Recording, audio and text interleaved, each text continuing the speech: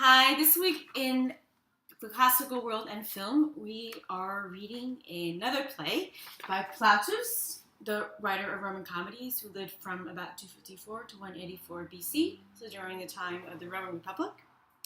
The play this time is called Miles, or Soldier, Gloriosus, or somebody who is full of osis glory, especially full of glory that he likes to talk about himself, or as our translation, I think, calls it the braggart soldier. Braggadocio, perhaps, a soldier.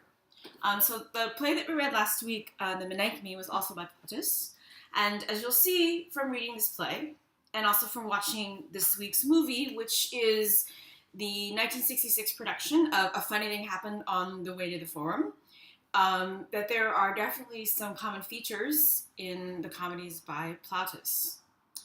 In particular, Plautus often has a character who is called the Servus Calidus. Servus means a slave, Calidus means clever. So in A Funny Thing Happened on the Way to the Forum, the clever slave's name is Pseudolus,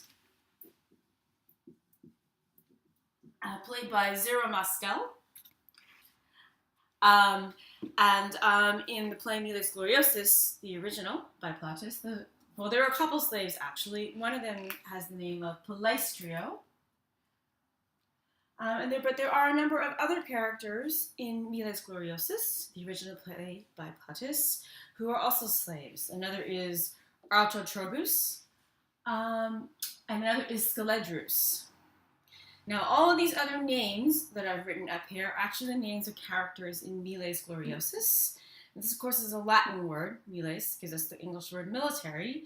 If you know Latin and Greek, you'll see that the names of all the characters in MilesGloriosus are actually Greek. So the name of the soldier himself is Pergopolinikes. That literally means the tower and city conqueror. The slave, Autotrobus. So he's a slave of Pergopolinikes, MilesGloriosus. This actually means the bread eater. Palaestrio refers to another slave who belongs to Plusicles. Plusicles is actually a young Athenian, and Philocomasium is actually his girl, who has actually been kidnapped at the start of the play by Pergopolinikes and is being held in the city of Ephesus. Ephesus, which of course is not in either Greece or Rome and is on the western coast of Turkey, but it was would have been a Greek-speaking, Greek culture city, like many cities in the ancient world. So, one thing to keep in mind, in other words, is that all of these characters, or many of them, along with another one named Periplectomenus, have Greek names, and actually in MilesGloriosus they are all Greek. And this is not uncommon in Plautus's play. The one that we read last week, Menechmi, Menechmus, is also a Greek name. And so, Plautus operates in a world that you need to think of as not so much Greece and Italy, but as the ancient Mediterranean world, in which the Greeks had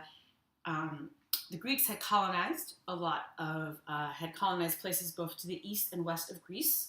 So remember in Menechmus, that play actually starts off in Tarentum, or that's where Menechmus I is kidnapped from his merchant father. Tarentum is actually in what's called Magna Graecia, or the southern part of Italy, which was colonized by Greeks. And of course, MilesGloriosus takes place in Ephesus, which is also colonized by the Greeks. So Plautus's audience of ancient Romans would have seen actually the characters in the play as all Greek, although they would have been speaking Latin. Notice that they all have Greek names. Another reason for all of these Greek characters is that, to some extent, scholars debate this. Plautus is drawing on Greek models, in particular a Greek comic writer who lived before him, whose name was Menander. So Plautus is drawing on these Greek writers to create his own comedies. Plautus is actually writing up, in 254, 184 BC, at a time when Roman literature is really still in its just starting out. So the Romans really took all, or many, of their literary models from the Greeks. And, you can really see that in Plautus's play with the names, with the setting of the characters. Also, for instance, the name of the slave, who is the main character in A Funny Thing Happened on the Way to the Forum, Pseudolus. Literally, Pseudolus means, someone who somebody who lies, who plays tricks.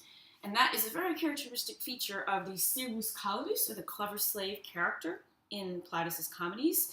It's very noticeable that slaves really, not only are they many of the characters in his plays, but as you've seen from reading the Menechmi, they have a huge role in helping the action to move forward.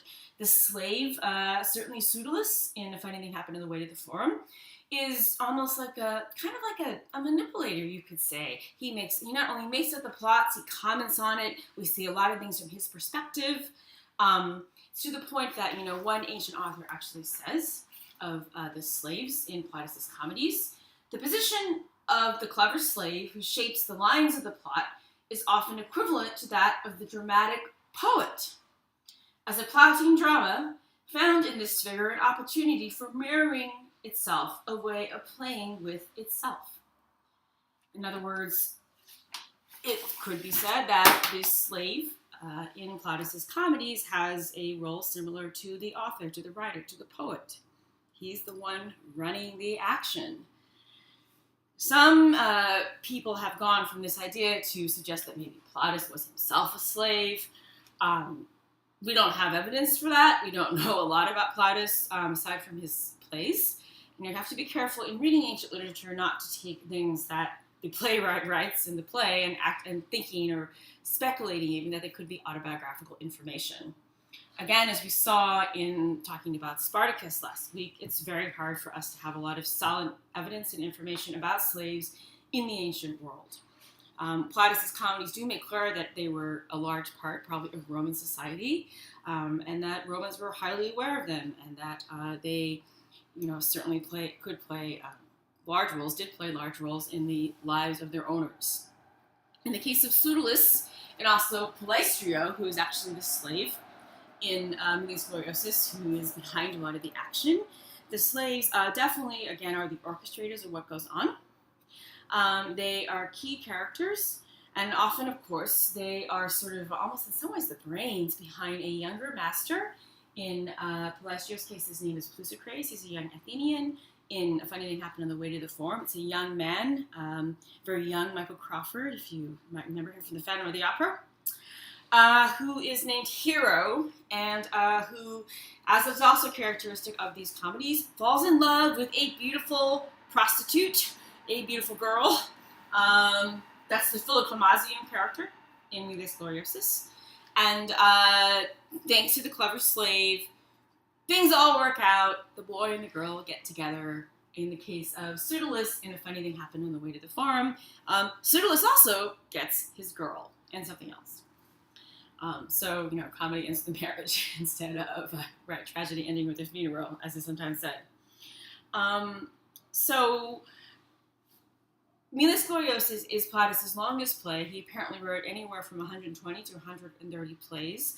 We have only about 20 of them extant. Only 20 of them do we have a manuscript for. And in many cases of those plays, we only have we don't have the greatest text for them. We don't know exactly what Plautus wrote because we have some of the manuscripts for Plautus's plays on what's called a palimpsest, which is a papyrus or a manuscript that has been erased for something else to be written on it. So, in other words, a medieval scribe or monk, had this manuscript of plays by Plautus and decided that he really needed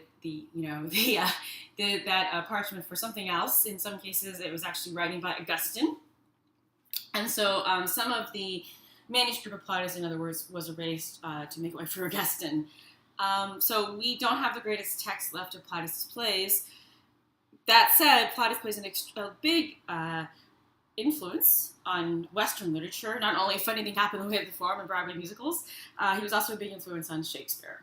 And so, again, not only this idea of the clever servant, and also the important characters who are the common man, Plautus is also notable in that he loves to have dramas that are about mixed identities, twins, long-lost lovers, children who are lost and found. All of these are very familiar themes. And you'll certainly see them in A Funny Thing Happened on the Way to the Forum.